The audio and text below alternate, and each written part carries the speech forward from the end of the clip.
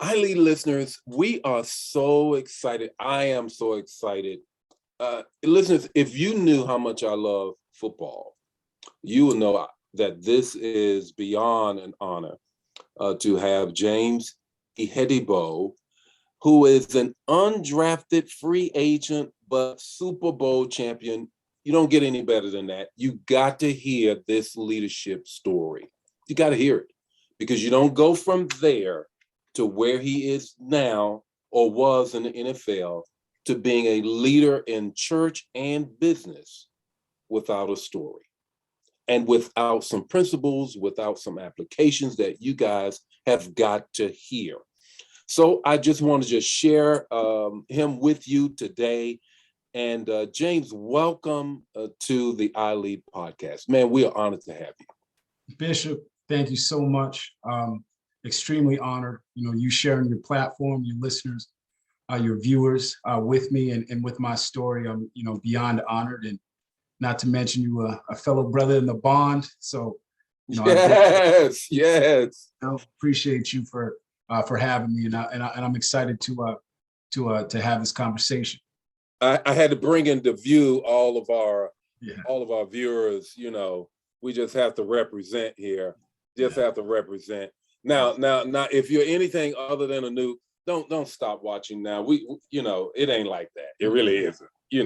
It's all about serving, and we all know that. Hey, well, Ali listeners, you know what?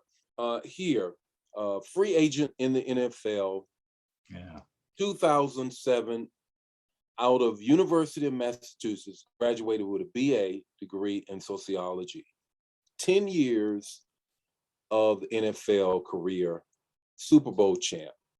Let's just talk a little bit about that. And I just want to ask someone with your story, James, you got to have a working definition of leadership. What's your working definition of leadership? And don't tell me influence. Everybody jumps and says, tell me your working definition of leadership. I'm going to take one that, was coined, by my apostle, Dr. Dana Carson, but I've applied it to my life, is getting people to do what they normally would not do, but be happy about doing it.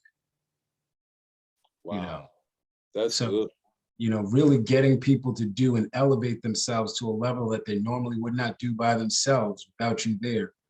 But be happy and excited about moving to that next level and following you and doing that. So that's leadership.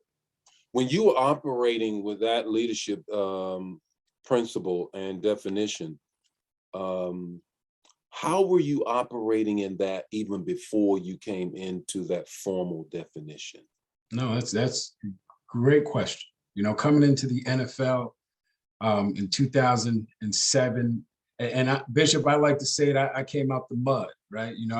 I was invited to the mandatory rookie mini camps as an extra body for the draft picks, just so they wouldn't, run their legs into the ground, and they had people there to give them a look as they went through drills. And I went there with the mindset that I wasn't going back home. So I packed my stuff and I said, even though I'm here for what they think is just, an voluntary tryout, I'm going to make my stead here. The first thing that I learned at that age about leadership is doing the right thing consistently, and being that consistent example of what it is to be doing the right thing. And so practically, in a practical sense, I saw the first round pick, who at that time was Darrelle Revis, who Hall of Fame cornerback with the New York Jets. I said, I'm going to do whatever he does. If he's awake at 6 a.m. working out before practice, I'm going to do that. If he's staying late after practice and watching film or working on drills, well, I'm going to do that. And so I quickly, identified what was the correct and what the positive outcome, what they were looking for in terms of leadership, and the demands that they put on him, I've then put on myself and followed that. Wow. And so Ali listeners, my bad. I didn't tell you, I told you 10 years NFL career. Everybody needs to know the team. So New York Jets, New England Patriots. I'll have to work through that.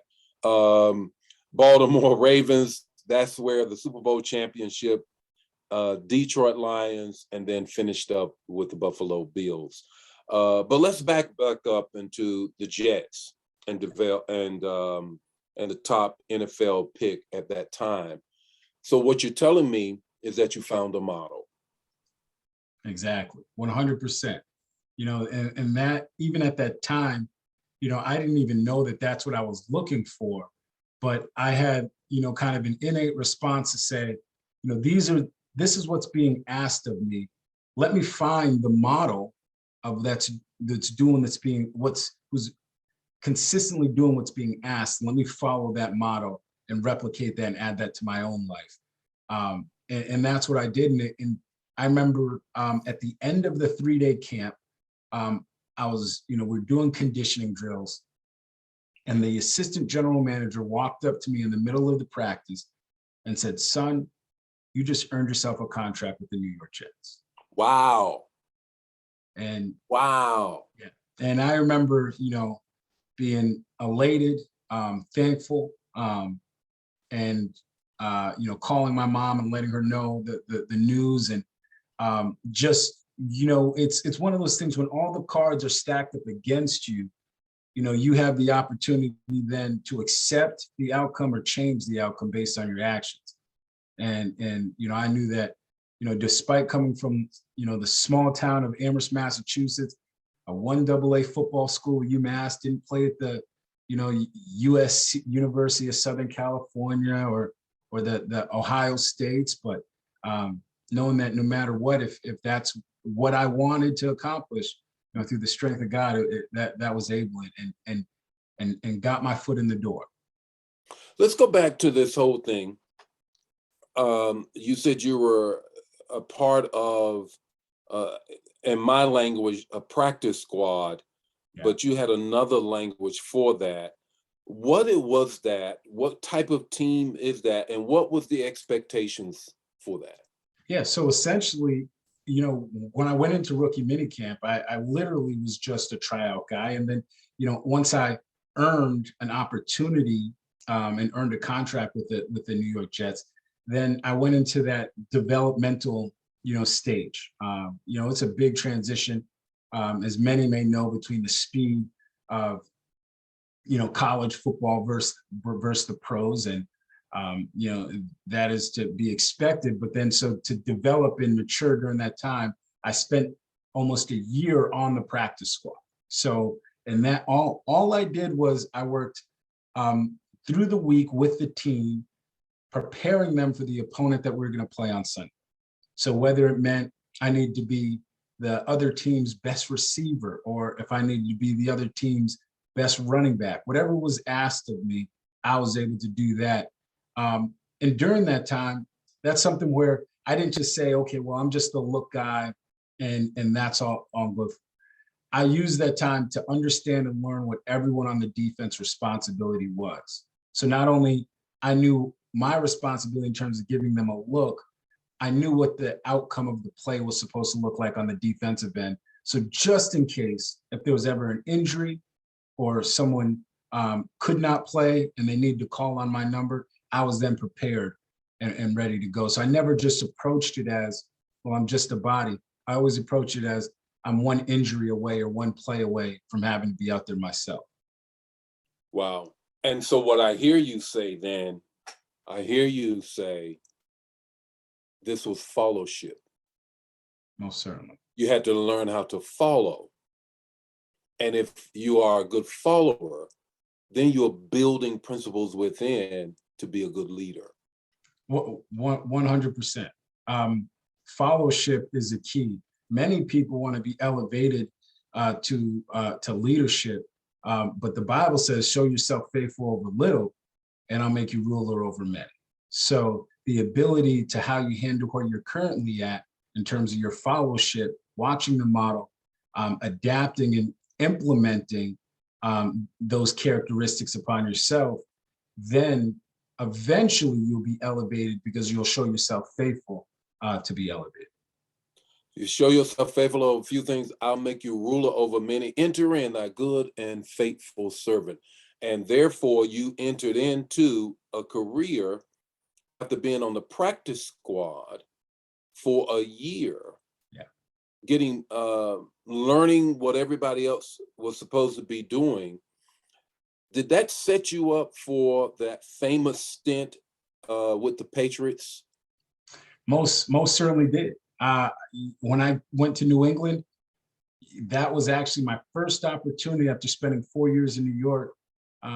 Being a special teams player, that New England was my first opportunity to start in the NFL and accomplish one of my major goals as being a starting safety in the NFL. And that year we actually went on to a Super Bowl where we played the New York Giants and we lost, unfortunately. And but the experience is what I obtained from that was the ability to lead a team to the NFL, to the Super Bowl, which is the pinnacle of the NFL, and play in that game, even though we came up short, which then led to the experience needed for the following year with the Baltimore Ravens. Okay, so are you saying then you were a part of the team that was undefeated until the famous helmet catch? That was actually the 2007 Patriots that lost with the helmet catch. We were 2011, where we were 16-2, typical New England Patriots fashion of quickly rummaging through the NFL and then playing in the big games and winning. But one thing that I will say from that experience is, being around leaders such as the Bill Belichick's, the Tom Brady's, who are looked at as Hall of Fame players and coaches and the supreme talent of the NFL, and how they operated when it came to preparation, what leadership looked like even from their lens. And even a guy like Tom Brady, he was adamant about practicing the things that he would do in a game during practice, because he felt if I couldn't do it in practice, there's no way my preparation was good enough for me to do it in a game. So he was meticulous about the details, meticulous about the study, meticulous about his preparation. It on Sundays, and you see the numbers and the stats and so forth. It almost looked like it was second nature to him because he prepared that way for it. So one thing that I saw in that was your preparation as a leader is everything. Preparation. So that's the one thing that you get from Tom Brady, who is hand downs the GOAT with respect to NFL football player, as well as almost an athlete as well overall.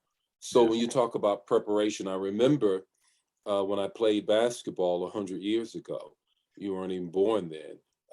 In college and in high school, and I remember coach used to say this: prior practice prevents, well, I'll say it, piss poor performance. The 6 P's. Yeah. And but that was always something that was in my mind. What was the thing then that you got from Bill Belichick, Coach Belichick? Truly understanding what's expected of you. I don't want to look too far ahead, but your ability to inspect is based on what you expect.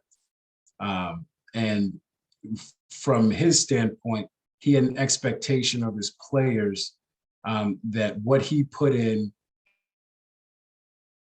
preparation, that we would as well.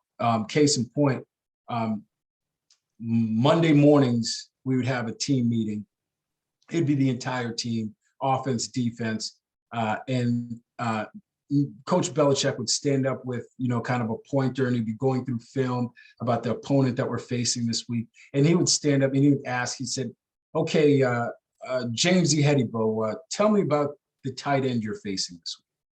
And his expectation was prior to coming into that Monday meeting that I would have watched film. I would have known whether he's a pass catching tight end, whether he's a blocker, how tall is he? Is he a tall guy? Is he 6'5"? Is he short? Is he going to go up high and catch the ball? Is he going to catch down low? Details about him that I would take then into practice that would help me prepare for the game. So that was his expectation. I remember there was a guy that he actually called on that wasn't prepared and did not know. And that guy didn't play that week, just from a Monday morning meeting of not being prepared. Coach Belichick looked at that as, he isn't taking his craft as serious as he should. And therefore the guy, he was on scout team for the entire week. And he was a starting linebacker for us. He took a starting player and put him on the scout team? On the scout team. And he did not play the entire week to emphasize the seriousness that he takes when it comes to preparation and knowing the expectation that's on you. And for me, I never saw anything like it coming from the Jets, and my jaw dropped. But there's a reason why the New England Patriots, had an era of Super Bowl championships and playoffs, and it didn't matter the cast of characters changing, the product was always the same. So, there's a method to his madness, so to speak. Clearly there was. So now let's move forward, and we're going to just a little bit about the whole Super Bowl piece. But I want you to be thinking in terms of, here is two men who clearly are at the top of their game, even today, and showing you these particular things. Yeah. Just be thinking about, well, what two men showed you impediments, or what to rise above, or what was coming against you.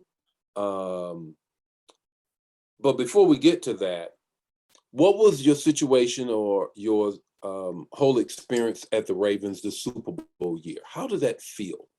I wish I could, truly put it into words in terms of the atmosphere, the environment. Upon winning, the exhilaration, the emotion, the amount of work that gone into that point. The story that I like to highlight is the year that I went to the Super Bowl with the New England Patriots. We actually beat the Baltimore Ravens in New England to go to the Super Bowl. So we beat them in that AFC Championship. So fast forward the next year, I'm on the Baltimore Ravens and we're playing New England in the similar situation. Oh, wow. And we beat them to go to the Super Bowl. So for those guys, the Ray Lewises, the Ed Reeds, Terrell Suggs, it was a completely different feeling, because it was almost like amnesia. It was like we were here, we were in this moment before, and it didn't come out our way the year prior. And now it's reliving the same moment, and it came out the way that we wanted to get to the game. So the emotions were high. Ray Lewis gave a phenomenal pregame speech, which I like to liken him to hearing a lion roar in the jungle for the first time. If you've ever been, I traveled with Dr. Carson. We went to Kenya, and we went on a safari. And to be out in the wild and you see how lions operate, and they are in their pack, but they're always alert and advancing in position, looking for their prey.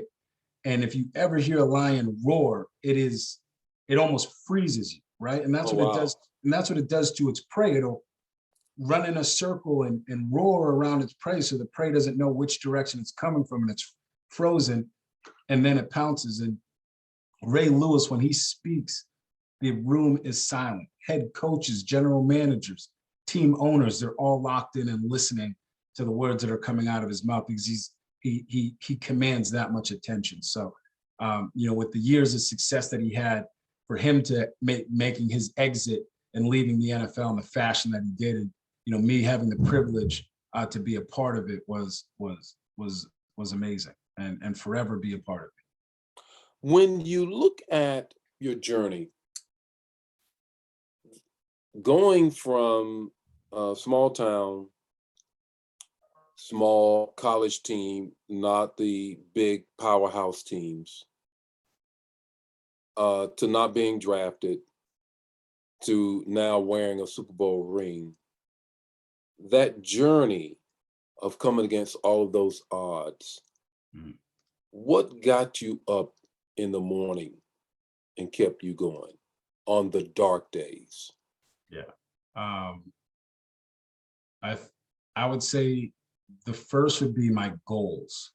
I remember early on in my career, when I was on the last on the depth chart, vividly, I remember saying, if I just make a play each day, that will keep the cut man away.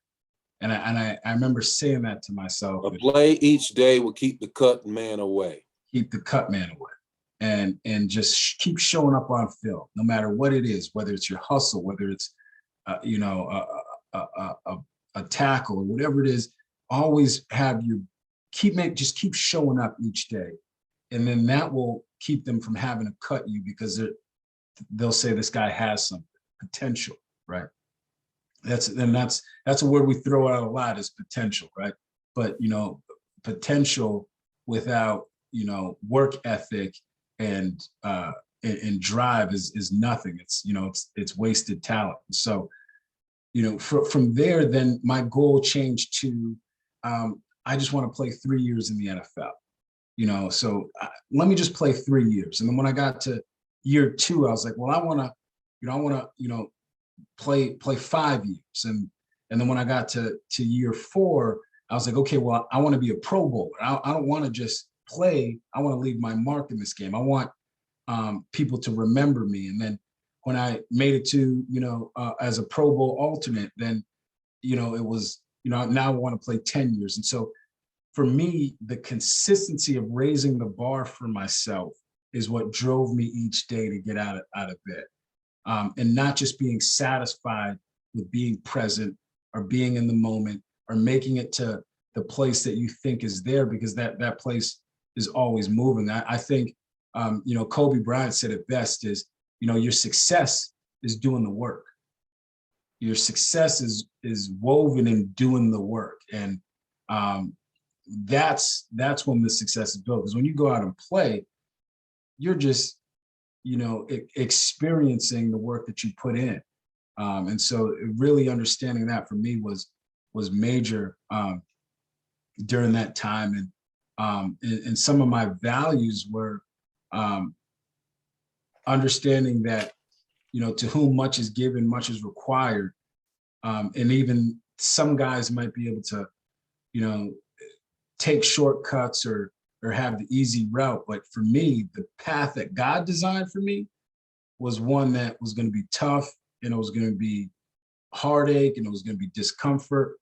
But understanding during the process that it was a part of the process. This is me going through this as part of the process. I was never a draft pick. I was never just labeled as the top prospect. Everything that I did, I had to work for, which, transitioned, perfectly to life after football. So when you talk about that, this reminds me of my Air Force career. And when we had to get our performance, we call it the OPR or the OER, and that was your officer evaluation report or your officer performance report.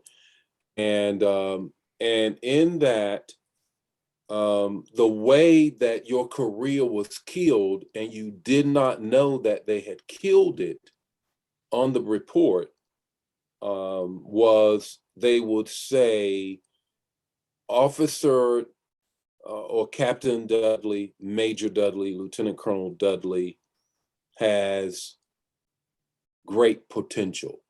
Mm. On the surface, you would think, oh my God, they just gave me all kinds of compliments. And with those words, and it particularly would happen more often than not for African American officers than non-African American officers. And what they would do, what would happen is that your career would be killed. Why? Because they said they were literally saying, your supervisor were literally saying, you have unrealized potential. Yeah. And by saying you have potential is essentially saying that you have not demonstrated it. Yeah. And so you would always know, and I didn't know this until I had a mentor, a military mentor, that told me, says you need to have on your ticket, we would call it, demonstrated potential. And that's exactly what you're just saying.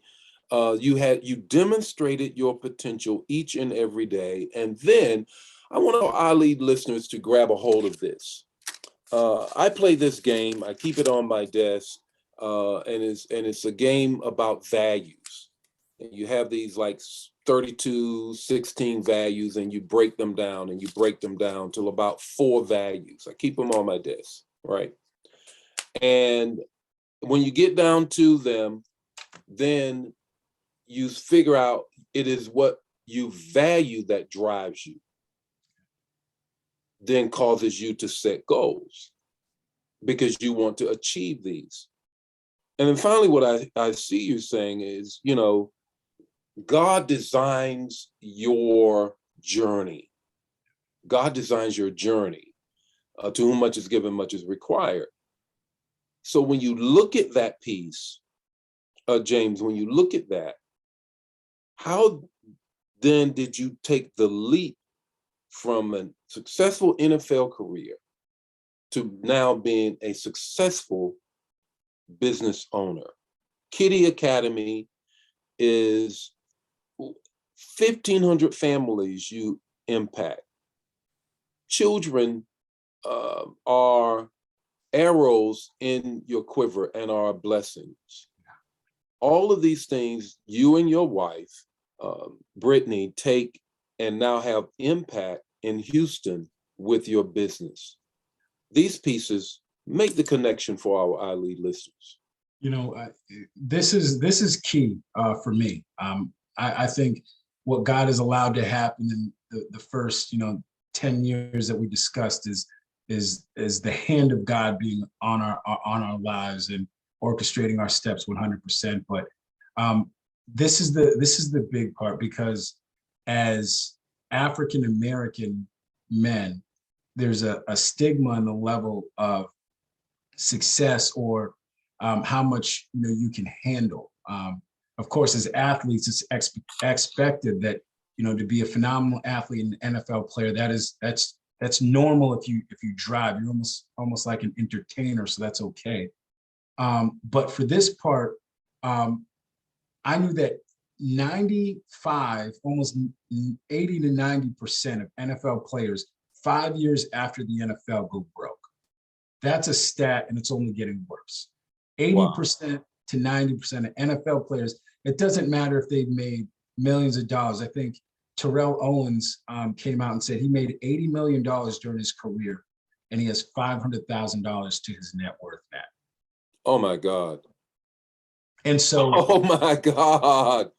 Yeah. And he said it was because I wanted to keep up with the Joneses, right? And there's stories that continue on about that. But for me, I knew that was something that I wasn't going to attach to my name.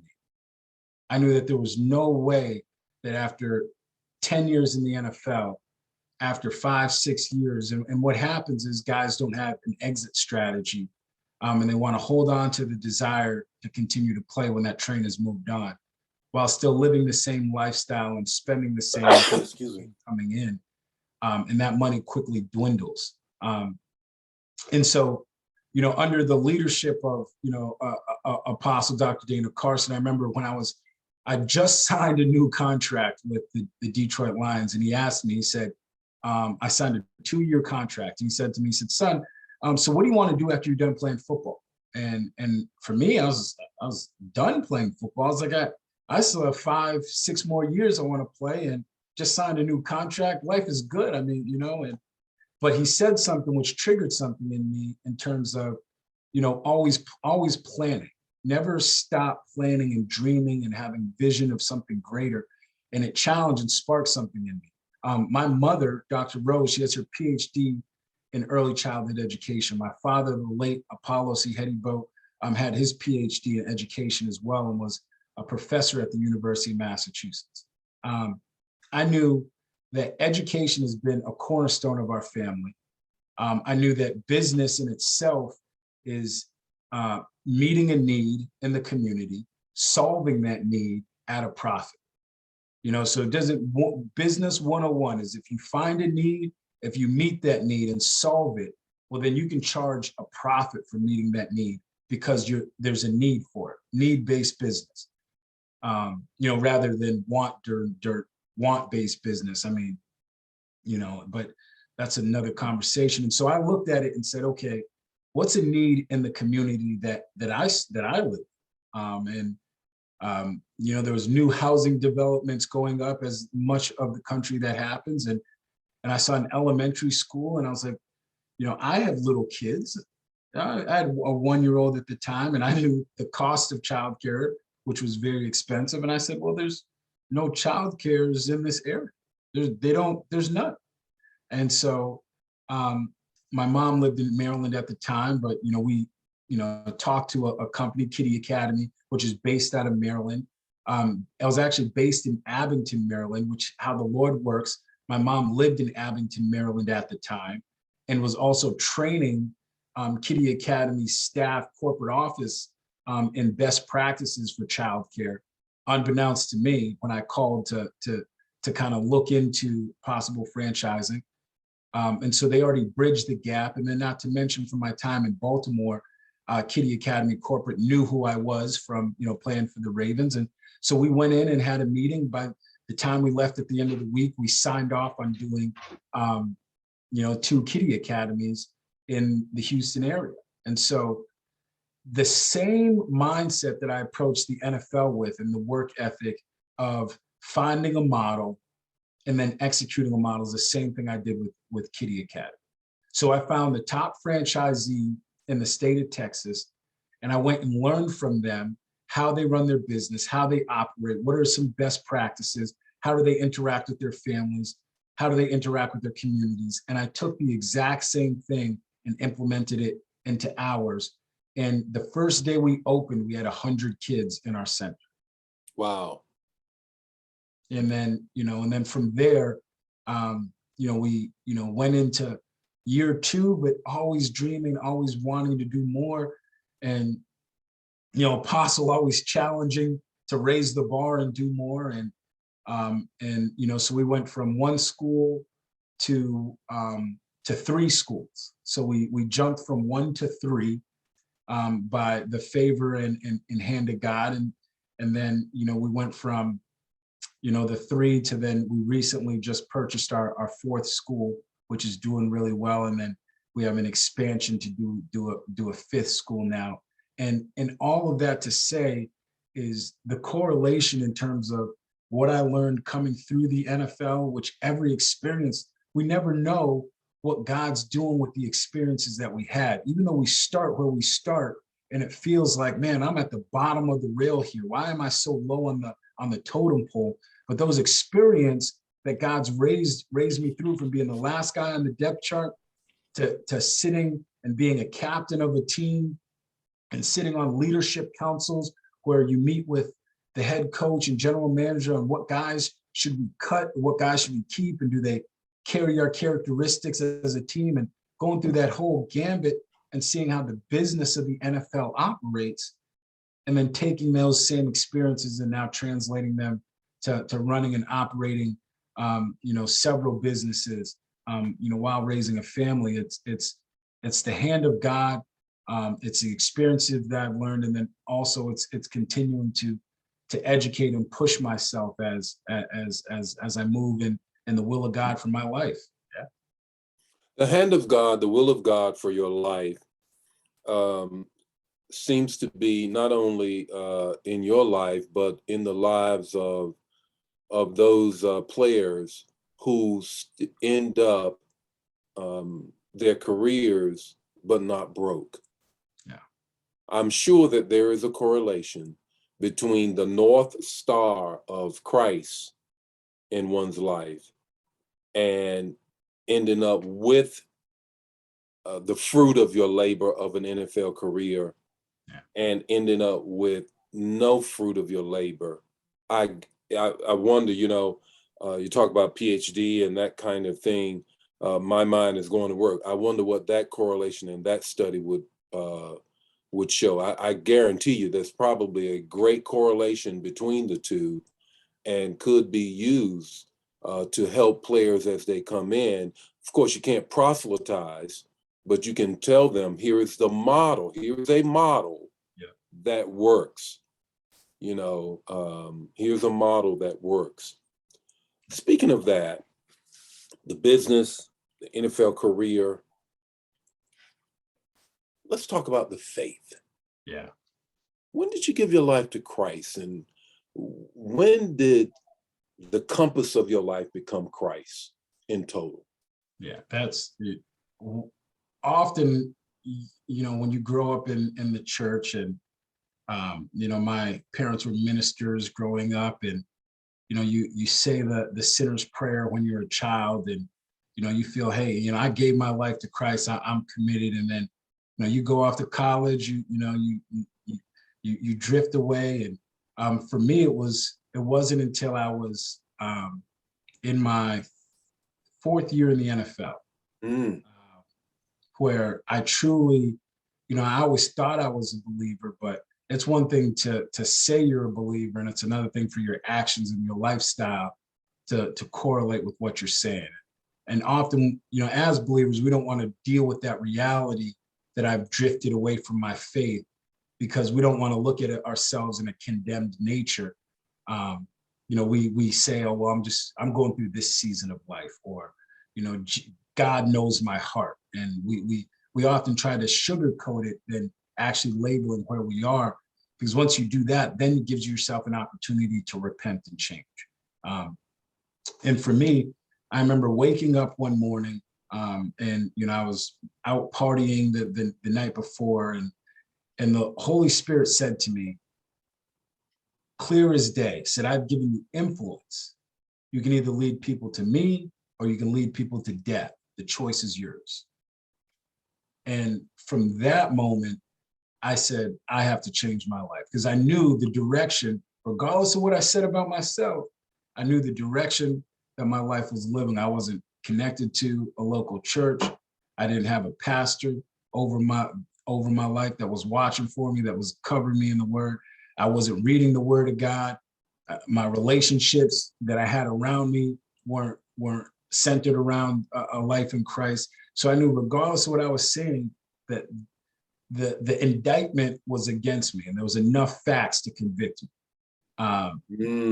That's good. And I had to make a change. And that's when I found the Reflections of Christ's Kingdom Rock. And I remember I came, and the Lord spoke the first time I was there and said, this man holds your future. And I didn't know what that means. I didn't know what that meant. And I just continued to come learn, and my life quickly changed. I started to change the people that I was hanging around with.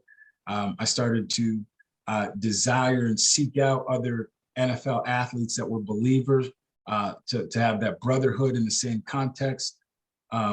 Started to go to PAO, which is Pro Christian Athletes Outreach.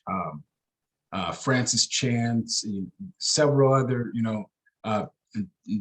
pastors have spoken there in the past, and found ways to really galvanize around brothers and sisters of Christ, and grow in my faith, and which I felt was critical in my transition out of the NFL, because often as an NFL player, you're taught that this is who you're defined as an NFL player. But naturally, I am a believer and a follower of Christ that just happens to play in the NFL, or happened to play in the NFL. No different than a doctor that is a believer that just happens to practice medicine. And once I was able to dichotomize and gain that identity in Christ and not in what I was doing. When it was time to say goodbye and transition, it made it that much easier because I said I knew God had other plans for me. And he gave me this platform for a short period of time, but ultimately to give him glory, which, I believe he's received. He got glory out of your life, James, to the point now that you lead in so many areas, and we're almost at the end of our time together.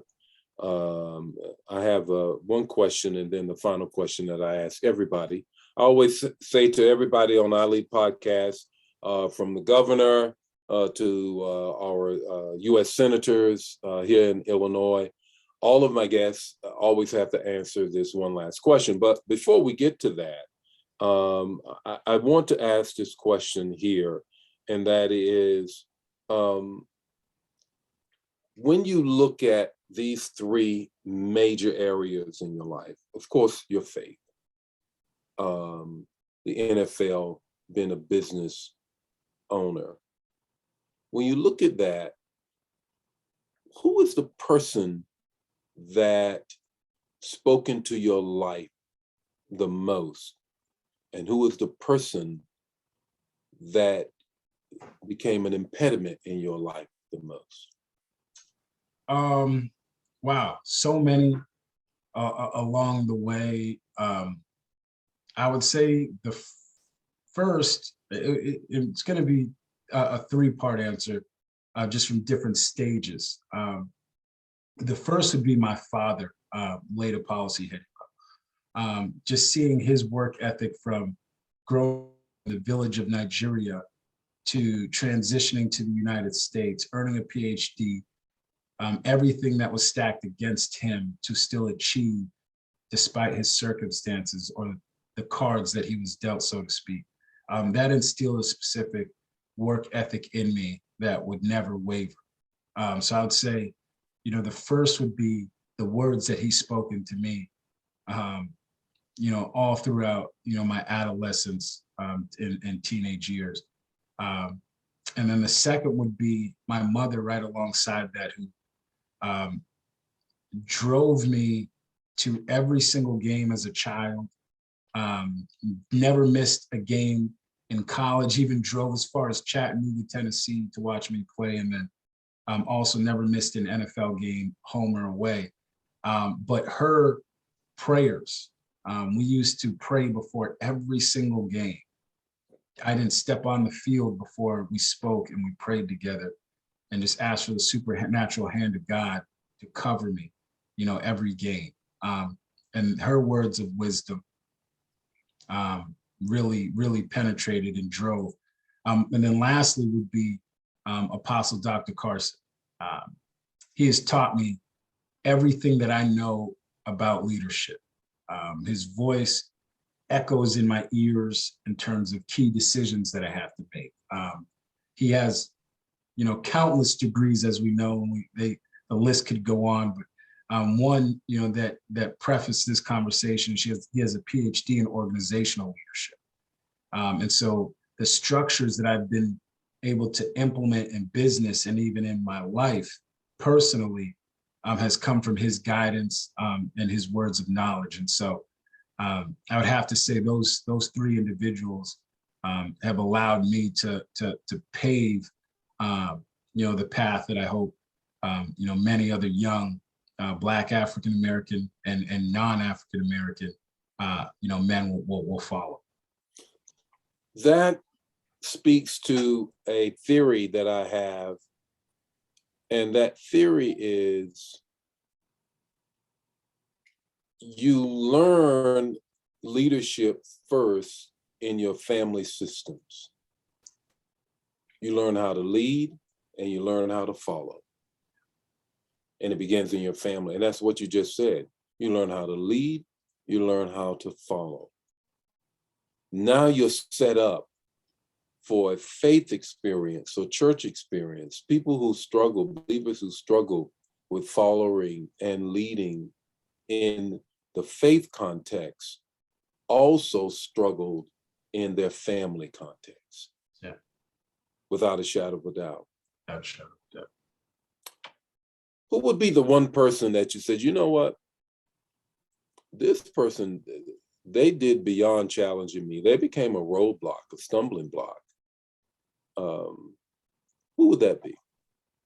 Um, Non-attribution, no names. Yeah, that became a stumbling block for me. I would say, to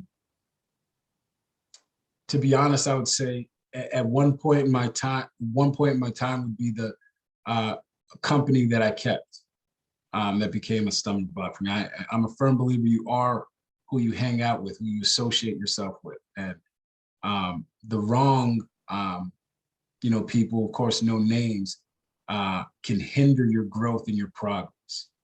And even if in your knowing, even in yourself that this, isn't what's best for me. It could be a relationship, it could be a family member, but you know that they're hindering your progress and your growth, but you feel some sense of obligation to them.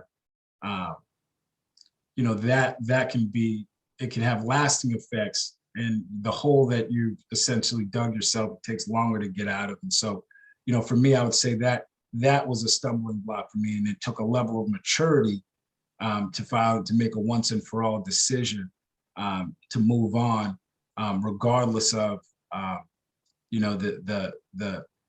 destruction or whatever happened to the relationship, post. But that for me, that's when you hear in that question, it's the ability to separate yourself from those toxic relationships, so to speak. Mm-hmm. Yeah. And that, I guess, was about that fourth year in when you decided to lead them instead of follow them. Yeah, 100%. Yeah. Well, James, my gosh, this has been such an honor and such an informative time for our listeners. And we want to end it with this one question, and that is, how do you lead in any room you find yourself in? How I lead is truly being myself, understanding that there will always be a time for, as a leader, there'll always be a time for for you to be a follower. I believe in mentorship and followership. And so being able to understand when it's needed of me to take the backseat and follow and receive direction. And then when it's needed for me to reach out and grab someone by the hand and pull them up to where I'm at in leadership. So, understanding that and truly being myself, I feel to whom much is given, much is required. God has allowed us all to go through our respective experiences, and that is to tell our story. The Bible says they overcame him by the blood of the Lamb and the word of God, and they and the word of their testimony, and they love not their lives even until death. So the ability to testify and share the knowledge and the experiences that you've gone through allows you to lead more effectively in the environments that you walk into. From small town, University of Massachusetts, ain't no great football players coming out of there other than James, to on a practice squad, from the Jets to the Patriots, going to the Super Bowl, then to the Ravens, going and winning the Super Bowl, to the Lions, to the Bills, now business owner, faith leader. Wow. I lead listeners, if you can't pick up anything as to how to lead in any room you find yourself in based on what was just shared, man, you haven't been listening. James, it's been an honor. It's been a pleasure to have you. Do you have any parting words for our listeners? No, Bishop, thank you once again for having me. This was truly a refreshing conversation, a blessed time for the listeners. This is the man to listen to. His impact on my life from the first time we came in contact has left a permanent impact. And I'm thankful, to be able to call him a mentor, a friend, and, truly appreciate the time speaking with you this afternoon. So I greatly appreciate it. Thank you. You're quite welcome, and thank you for your kind words. And listeners, make sure you share it. Don't keep this podcast to yourself. If it bless you, bless somebody else. Don't be greedy. God bless you. We'll see you again with some more insightful leadership about how you can lead in any room.